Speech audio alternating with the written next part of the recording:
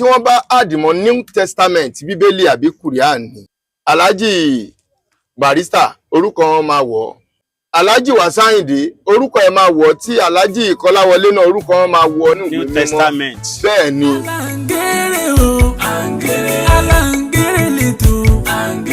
Olúwayé màṣá èèyàn ara ògo tí ilẹ̀ Yorùbá ní ni wọ́n. Tó bá jẹ́ Ìgbò ló ní orú àwọn èèyàn bẹ́ẹ̀ yẹn kò sí bí wọ́n ṣe máa go against iṣẹ́ tí wọ́n ń ṣe. Aláǹgèrè. Ẹni tí Ọlọ́run tó ti parí iṣẹ́ ẹ̀ láti ara ẹ̀ wá ni Alhaji Wasiu Ayinde. Tẹ́ bá wo gbogbo orin tó ti ṣe gbogbo àwo tó ti ṣe sẹ́yìn oríṣiríṣi orin tẹ́ bá lọ wò tí Alhaji Wasiu Ayinde tí wọ́n ti ṣe wọ́n fi ń tọrọ. Aláǹgèrè. Bí ó ṣe rí ní àárín Wasiu Ayinde sí Alhaji Kollington Ayinla bẹ́ẹ̀ náà ni gáàpù náà tí a lè sọ pé ó wà láàárín bàbá wa Ebenezer Obey pẹ̀lú King Sunny Adé. Ẹkúnkún mẹ́niyẹn ní alátọ̀dá tún ṣẹ̀yọ ẹ̀sìnà tí ṣúgà ó àlòkàn gbé kan tì ní àṣetò bẹ́ẹ̀ ní orí ẹ̀yàtọ̀. Orúkọ mi ni Ọ̀túnba Engineer Ọlátúnjí. Ọ̀túnba Engineer Ọlátúnjí. Bẹ́ẹ̀ ni sir. Okay. So àìsí ń bẹ̀ láì bá wọn dá sí i. Ó ṣẹlẹ̀ pé bí ọ̀rọ̀ Fuji ṣe ń lọ generally Olúwayé màṣá tí wọ́n ṣe wà ń bẹ̀ yẹn ara ògo tí ilẹ̀ Yorùbá ní ni wọ́n ògo tí Nàìjíríà ní ni wọ́n orú ògo tí wọ́n jẹ́ yẹn sà tó bá jẹ́ Ìgbò ló ní orú àwọn èèyàn bẹ́ẹ̀ yẹn kò sí bí wọ́n ṣe máa go against iṣẹ́ tí wọ́n ń ṣe. Gbogbo wa lájọ mọ̀ wípé nípa pé bí wọ́n ṣe jọ ń kọ orin wọ́n á tahùn síra wọn ìyẹn ò mí pé kọ́ ríra wọn kọ́ máa pọ́nra wọn lé àbí kọ́ máa yẹra wọn sí. So fún àwa ọ̀dọ́ tá ń bọ̀ nsìn iṣẹ́ mọ̀ bàbá Sunny Adé gan wọ́n kọrin kan tèmi gan listing sí wípé àìfọwọ́ fágbà ló yẹ kí ayé ogun. Wínrìnwínrìn tó wà lágbolé Fuji òun ni interview tí Alhaji Wasiu Ayinde tí wọ́n ṣe last tí wọ́n ti sọ nípa Alhaji Kollington. Èmi gẹ́gẹ́ bí ọmọ kékeré tí n bá fẹ́ bá àgbàlagbà tó jù mí lọ sọ̀rọ̀ even kágbàlagbà yẹn ti ṣẹ̀ mí mo gbọ́dọ̀ lo làákàyè láti fi wọnú ẹ̀ pé bàbá nǹkan tẹ́ ṣe fún mi ò dáa. Ṣùgbọ́n Alhaji Wasiu Ayinde wọ́n sọ̀rọ̀ sí Alhaji Kollington yamayama. Tí àgbàlagbà bá ń ṣe nǹkan tí ọmọdé fẹ́ correct. Okay. The way tí èmi believe yìí pé èèyàn lè fi correct àgbà yẹn wọ́n ní ọmọdé gbọ́n àgbà gbọ́n la fi dálẹ̀ ẹ̀fẹ̀. Kì í ṣe pé ká sọ̀rọ̀ sáwọn àgbàlagbà wa nílẹ̀ Yorùbá ni a máa sọ pé à ń correct. Now ìdí orin la wà ń sìn kí ni stance tẹ́ fẹ́ mú fún wa. Yorùbá máa ń sọ kíní kan pé ìdí baba lọmọ bẹ́ pọ̀n. Now àwọn méjèèjì ò kí ń ṣọmọdé. Precisely Alhaji General Ayinla Kollington gbogbo èèyàn ló mọ̀ wípé nígbà tí Alhaji Barrister wà láyé tí wọ́n ní àwọn jọ dá Fuji sílẹ̀ a mọ̀ pé èyí tí wọ́n jọ ṣe gẹ́gẹ́ bí ọ̀tá ó pọ̀ ju ohun tí wọ́n jọ ní tí wọ́n fi ń pera wọn ní ọ̀rẹ́ lọ. Ìyẹn nídìí iṣẹ́ orin wọn. Nídìí iṣẹ́ orin wọn. Then ẹlẹ́ẹ̀kejì ń bẹ nígbà kan wà tó jẹ́ pé Alhaji Kollington Ayinla wọ́n iṣẹ́ kan tí wọ́n jọ orin kan tí wọ́n jọ kọ ní ìgbà yẹn tí wọ́n ń gbèjà bàbá wa Àyìnlá Ọmọwúrà kí Ọlọ́run kó dẹ̀lẹ̀ fún wọn. Tí Alhaji Wasiu Ayinde tí ó ń wò wípé wọ́n ń tàwọn sí ẹni tó jẹ́ ọ̀gá wọn ìyẹn Alhaji Barrister wọ́n fún wọn lésì díẹ̀ ń bẹ. Lẹ́yìn ìgbà yẹn wọ́n tún jọ ṣe kíni wọ́n tún jọ ní àjọṣepọ̀ tó dánmọ́rán. Lẹ́yìn ìgbà náà ni wọ́n jọ ṣe bẹ́ríà ìjà parí wọ́n jọ lọ fún bẹ́ríà ìyá wọn wọ́n jọ ṣe gbogbo nǹkan yẹn. You know èmi kàn fẹ́ bẹ̀ wá mo fẹ́ rọ̀ wá pé tí àgbàlagbà méjì tó bá ní misunderstanding kò ní burú títí kí bàbá ní ó di ọwọ́ ọmọ òun ní ọ̀run. Wọ́n mọ àtúnṣe tí wọ́n jọ máa ṣe sí. Ìwọ tí o bá fẹ́ gùnkè àgbà tó bá bìlì pé ẹni tó wà níwájú ẹ ló fẹ́ fi gùnkè, iná ta fi petrol dání. Akọ̀jó briefly. ẹ jẹ́ àwa lọ sọ ìtókù lórí omi torí náà yẹn bó ṣe ń ṣe yẹn àfi ká fomi pa. Ó bẹ̀tà. Iná tó ń jó láfolé fújì kí la máa fi pa. Omi ni. ẹ jẹ́ àwọnú omi ẹ jẹ́ àwọnú omi. Àǹgẹ̀rẹ̀ lẹ́tọ̀ ètò kan ní kókórúkọ mẹ́rin pọ̀ ẹkúnkún mẹ́niyẹn ní alátọ̀dá tún ṣẹ̀yọ ẹ̀sìnà tí ṣúgà àlòkàn gbé kan tì ní. Aláǹgẹ̀rẹ̀. So now títorí nǹkan tó yẹ kí n ṣe bẹ́ẹ̀ sọ̀rọ̀ nípa ọ̀gbẹ́ni Adélàjà Làjà l'Áfríkà. ẹ̀dùn náà ṣé orin Làjà l'Áfríkà yẹn ló inspire yín láti fẹ́ sọ̀rọ̀. Exactly. Now ọ̀rọ̀ tí ó sọ tó ní the way tí Alhaji Wasiu Ayinde tí wọ́n fi sọ̀rọ̀ pẹ̀lú Alhaji Kọ́láwọlé Àyìnlá wípé ó burú jáì, wípé Alhaji Wasiu Ayinde ní pé àwọn ò kọ́ṣẹ́ orin ní ọwọ́ Alhaji Barrister. Alhaji Wasiu Ayinde ò ever bá anybody sọ wípé Alhaji Barrister wọn kì í ṣe mentor àwọn. Ṣé ń gbọ́ mi olótùú? Ẹ la lọ́rọ̀. Ẹni tó bá ti wà lókè ó ti di dandan èyí tá à ń ṣe yìí nísìn àwọn èèyàn kan máa wà tó máa criticize ẹ wípé no nǹkan tó ń sọ yẹn is rubbish. bẹ́yìn náà sì ń sọ pé nǹkan tí tí òun sọ yẹn rubbish ni. so omi pa nǹkan náà máa sọ bẹ́ẹ̀ tẹ́yìn náà sọ ń sìn. wípé rubbish ni. létí wọn. Ọmọdé tí ó bá máa gùnkè àgbà kó má fi àgbàlagbà tí ó bá ń wájú kí ó má sọ wípé òun fẹ́ fi wọ́n gùnkè. Àwọn àgbàlagbà máa ń sọ̀rọ̀ kan wọ́n á ní ọmọ kékeré tó wà tó fẹ́ sin bàbá ẹ̀ ní hòhò ni tó ń fi ojú ọmọlẹ́yìn ẹ̀ ń tó ó ń sọ bó ṣe fẹ́ ṣe tòkù tòun náà ni. Now Làjà bó ṣe lo ọpọlọ tó ṣe record bọ̀ nípa interview tí mo gbọ́ tí ó ṣe pẹ̀lú olótùú Wasiu Ayinde. So nígbà tí mo wá ń padà gbọ́ wọn pé àwọn ò benefit ọkọ lára Barrister. wọ́n mọ̀ pé èmi ò lọ kọ́ṣẹ́ orin kíkọ lọ́dọ̀ Barrister o. Èmi kàn jẹ́ olólùfẹ́ Alhaji Barrister láti kékeré. Ní kúkúrú títí di ọ̀la Alhaji Wasiu Ayinde ó gbà wípé Alhaji Barrister mentor òun ni. Kò dẹ̀ lè ever láéláé yájú sí Alhaji Barrister títí di ìsìn kò lè ever láéláé kí wọ́n yájú sí wọn.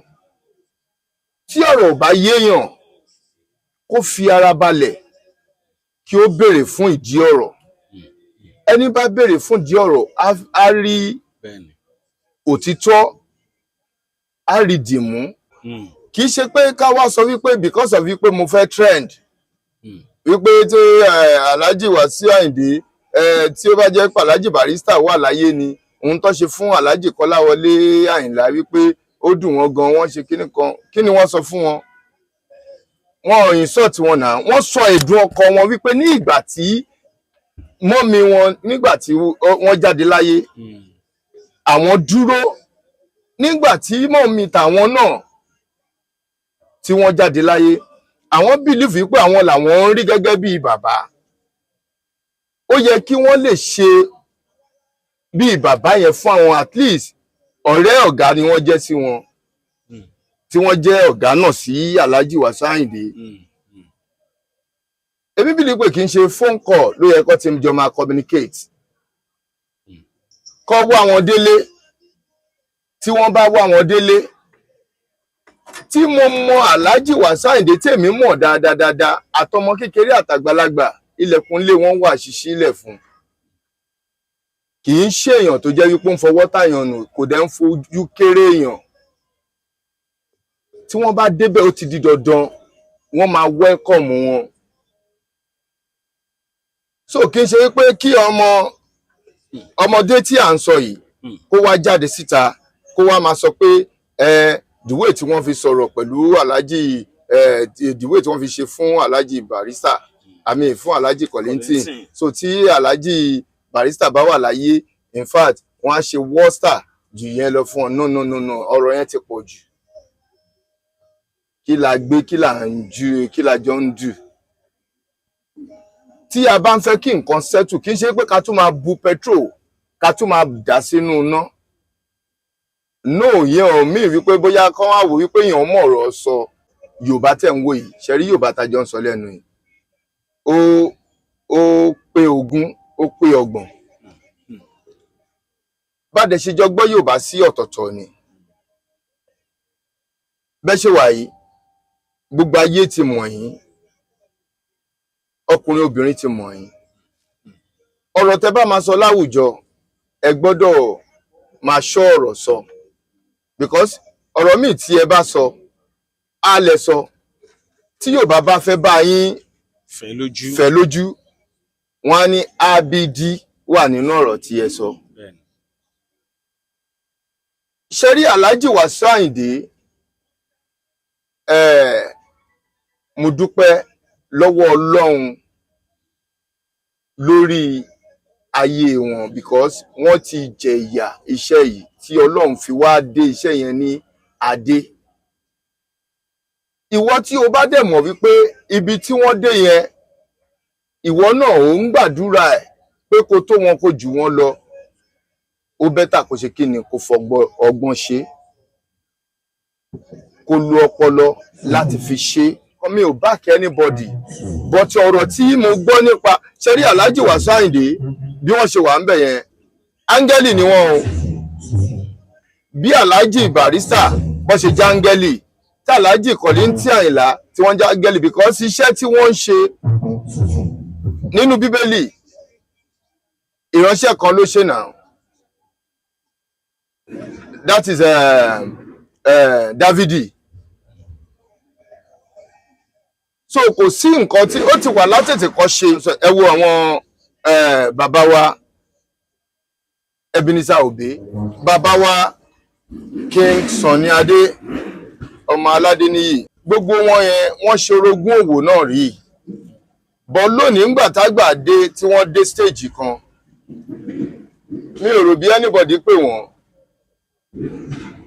ẹ wo àjọṣepọ̀ tó dánmọ́rán tó wà láàárín àwọn méjèèjì tí à ń sọ lónìí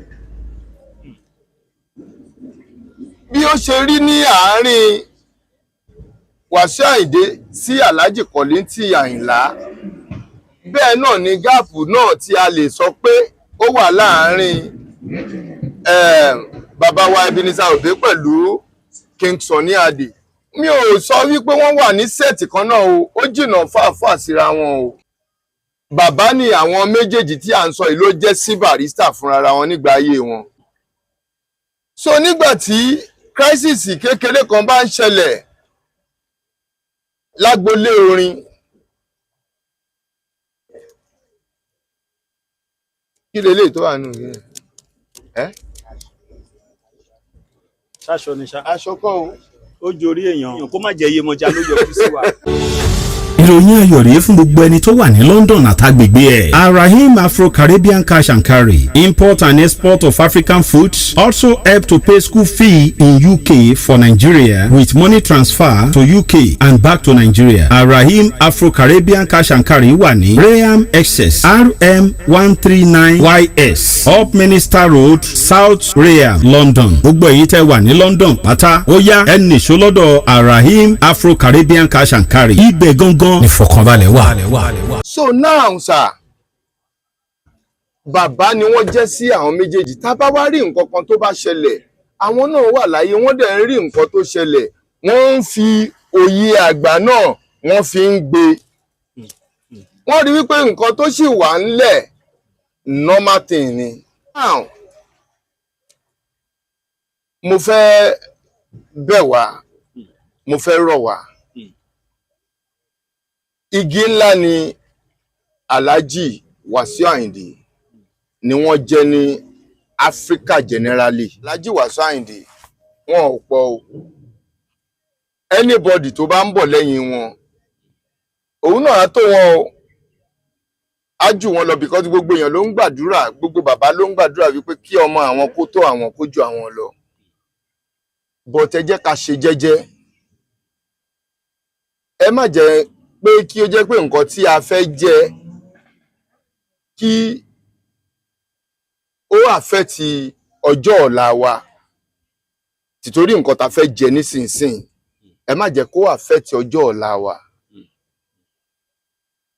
Mò ń sọ lẹ́ẹ̀kan sí olóòtú sà Alhaji Wasiu Ayinde ara àwọn ògo tí a ní sìn tó jẹ́ wípé bí a ṣe ní àwọn Àyìnlá Ọmọwúrà àwọn bàbá Haruna Ìṣọ̀lá tí ògo wọn ò tí ì wọlẹ̀ wọn ò sí láyé mọ́ ṣùgbọ́n iṣẹ́ tí wọ́n ṣe ó sì ń fọhùn síwájú. Then tí wọ́n bá àdìmọ́ New Testament Bíbélì àbí Quran ni bàbá wa Fẹlá orúkọ wọn máa wọ̀ ọ́ Alhaji Barrister orúkọ wọn máa wọ̀ ọ́ Alhaji Wasiu Ayinde orúkọ ẹ̀ máa wọ̀ tí Alhaji Kọ́láwọlé náà orúkọ wọn máa wọ̀ inú ìwé tí à ń sọ inú ìwé mímọ́ Testament. Bẹ́ẹ̀ ni títorí pé kí ni iṣẹ́ ìránṣẹ́ Òbésèré orúkọ ẹ̀ náà máa wọ̀ ṣùgbọ́n kí Òbésèré fúnra wọn kọjógun mi Àgbándé. Jogun mi báwo. Thank you very much. Àwọn làwọn ọmọ yìí ni wọ́n ń sá sí lẹ́yìn tí wọ́n fi ń cover lọ́jọ́ orí Wasiu Ayinde òun ṣẹgbẹ́ yín Òbésèré.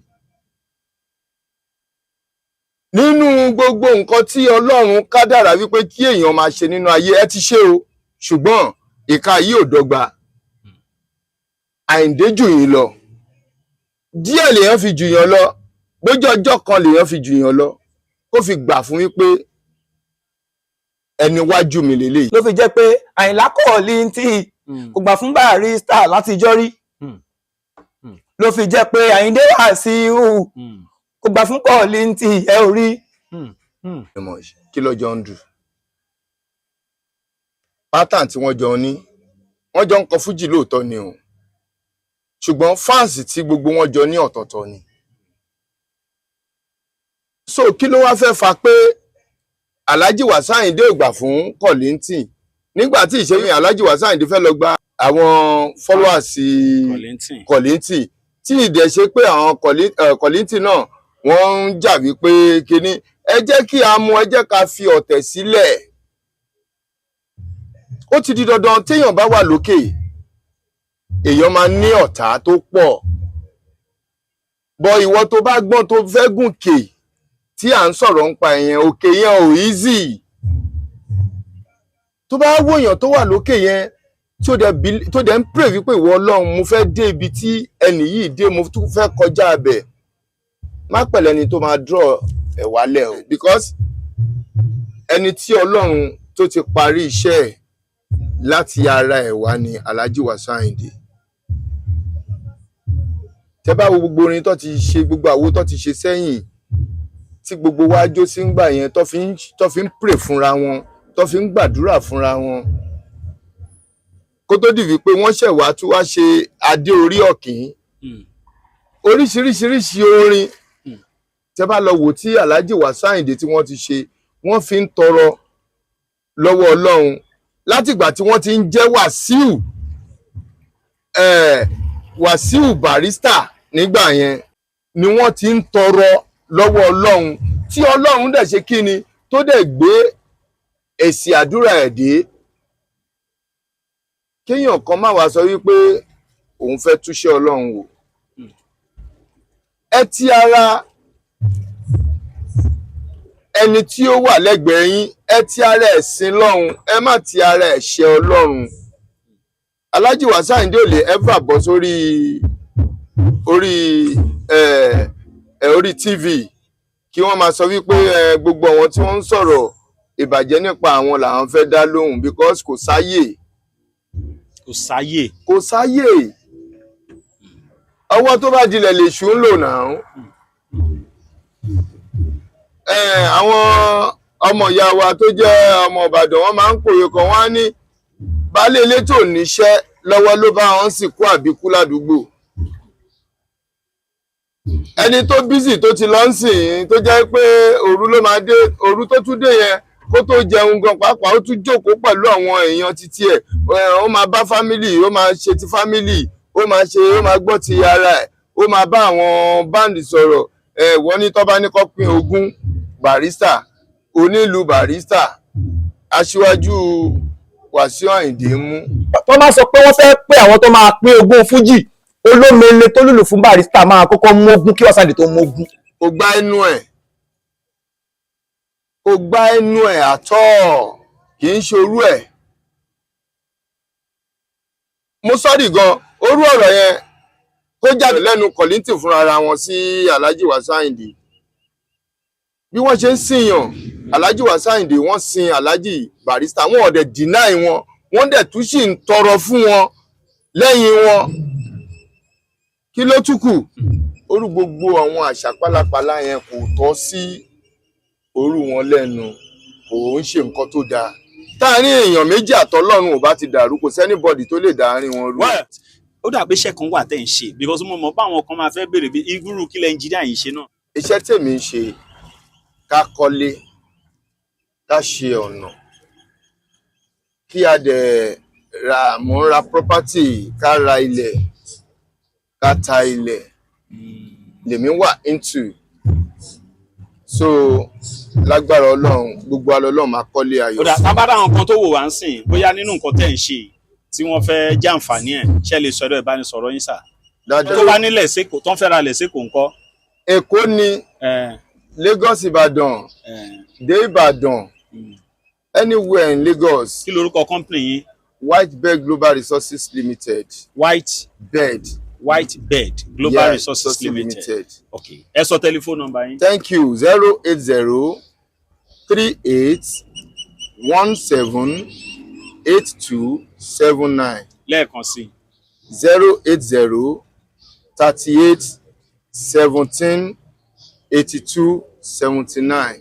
All right. Nọ́mbà tẹ́ lè pè wọ́n sí nìyẹn fún gbogbo ìbéèrè tẹ́ bá ní. Ẹ ṣé gan engineer. Kí ló wá dé tẹ́ wá ní orí cruise lẹ fẹ́ ká lọ? Mo kàn tún ṣe rí pé nígbà tí Alhaji Wasiu Ayinde náà ńgbà tó jayé tí òun náà lọ ṣeré lórí omi. Ó lọ ṣeré lórí but interview lásán là ń sọ àrí nǹkan kan lẹ̀. Interview nǹkan tó ṣẹlẹ̀ ni pé tabako nǹkan síwájú ń sìn wọ́n á ní bóyá ọtí tán mo ló ń pa wọ́n. Tábà bọ́ọ̀lẹ̀ nísìnyí á ṣe kí ni? Àárí gbogbo nǹkan. Ẹ ṣé gan, thank you very much. All right baba, thank you sir. Iléyá fàájì with Sefiu Alao season 1. Iléyá bá dé làwọn àdè o, máa yára gbé fọmọ mi o, ọmọ mi tọ ibú o, á ní mèmúdù lọ́mọ ẹ̀ràn bàbá ẹ̀ wá. Ọlọ́run ò jẹ́ kí Iléyá ó ṣojú wa kálálà àáfíà, kárówó fi rẹran o, káṣọdún lábẹ́ ilé wa kó má máa bá wa lọ́gbà ẹ̀wọ̀n, kó má máa bá wa ní kòtò wa. Iléyá fàájì with Sefiu Alao season 1. Ọjọ́ kejì ọdún Iléyá, Alhaji Sefiu Alao bàbá oko páàkìn. Ọjọ́ kejì ọdún Iléyá, ẹ máa ra tébù ní o, èèyàn mẹ́wàá 1 million, èèyàn márùn-ún 500. Ẹ̀yin tẹ́ bá fẹ́ wọlé regular face cap 20,000. Torí bẹ̀yẹn mímu jíjẹ ìtẹ̀ máa ta sọ́hun díẹ̀díẹ̀, tẹ́ máa fi gbádùn orin, ìtẹ̀ tẹ́ máa bù tó máa ta yín ní gbogbo ẹ̀kẹ́rẹ́ àrùn wọn. Wọ́n ní kí gbogbo wa pátákájọ pàdé lọ́jọ́ kejì Iléyá ní parking tó wà ní Kútọ̀ ní Abẹ́òkúta. Iléyá fàájì with Sefiu Alao season 1. Ẹ máa bọ̀ látago 6 àrọ̀lẹ́ títí di ijọ́ kẹta ọdún láàárọ̀. Parking hotel Radisson Kútọ̀ Abẹ́òkúta. Tẹ́ bá ti fẹ́ ra tébù wa, àwọn nọ́mbà tẹ́ ń wò lójú kíní yìí o, àwọn ní kẹ́ pè. Ẹ lè pe ọ́fíìsì Sefiu Alao, ọ́fíìsì Katsina àti èlélẹ̀ iyọ̀. Àlàó ìkọ́ fàájì àpèsìn